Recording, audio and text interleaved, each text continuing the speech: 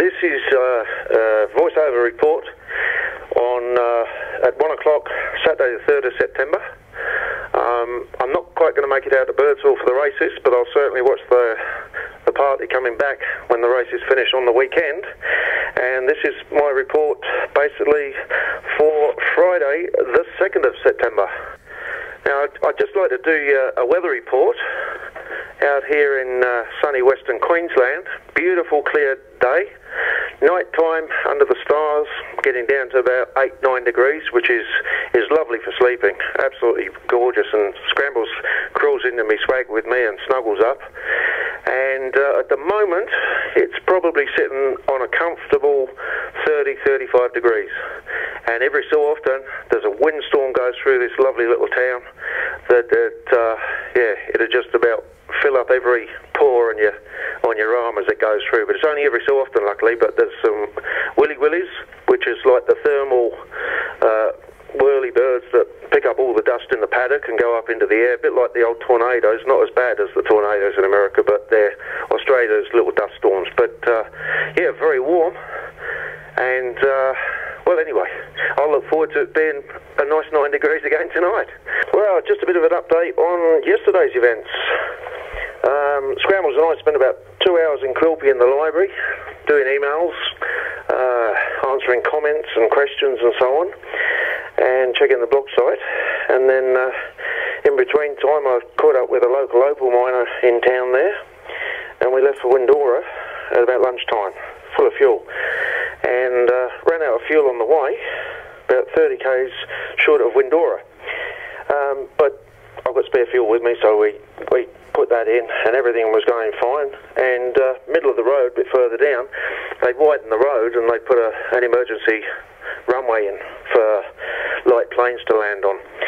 So we stopped at that, took a few photographs there, and when I went to pull away from there, I felt like the back tyre was going a bit flat. It had a bit of a wobble from side to side, so I checked it, and no, the tyre was fine. Went a bit further along, and it got a bit worse, and then it was almost like the back tyre wanted to come round and take over the lead sort of thing. So I pulled over the side of the road, and this was about 5 o'clock in the afternoon by this time, and checked out the back wheel, and I got 12 busted spokes. So basically the back wheel is collapsed. And so I pulled over the side of the road, and out here in the bush where I am at the moment, there's no mobile phone coverage. So I sat there, and then a young lady in a property vehicle came along, and she stopped, and I gave her all the details of me roadside breakdown membership. She went off back to the homestead and made a phone call, and then I laid down by the side of the bike with Scrambles and watched the beautiful sunset and the moon and the stars, and fell off to sleep. And about 2 hours later, this white Toyota Prado pulls up next to me, and I sort of woke up, and then I saw it's got police written all over it, and I thought, oh, what's going on here?